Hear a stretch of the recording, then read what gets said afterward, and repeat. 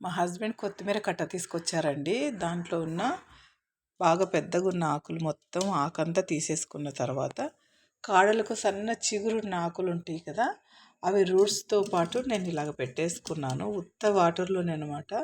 ఏం మట్టి ఏమైతే వేయలేదు, ఉత్త వాటర్లో పెట్టేసుకున్నాను. అవైతే ఎంత చక్కగా ఒక 4 డేస్ అయింది నేను పెట్టేసరికి మళ్ళా అన్ని ఆకులు పెద్ద పెద్దవిగా కొత్త చిగుర్లు వచ్చి ఎంత ఫ్రెష్గా ఉంది చూడండి. చాలా బాగా చూడ్డానికి కూడా గ్రీనీగా బాగా అందంగా ఉంది. ఇది ఏదో ఒక ఫ్లవర్ వాజ్ లాగా ఉంది. కానీ కొత్తిమీర కూడా మనం ఉత్త వాటర్లోనే కొనుక్కున్న కట్టవి కాడలతో పాటు ఇట్లాగా రూట్స్ ఉండేటివి పెట్టేసుకున్నామంటే చక్కగా కొత్తిమీర మరలా చిగురిస్తూ ఉంది. ఇంకొక 4 డేస్ తర్వాత నేను మట్టిలో పెట్టుకుంటాను. కానీ వాటర్లో కూడా చూడండి ఎంత చక్కగా పెరుగుతుందో. చాలా బాగా పెరుగుతుంది కదా.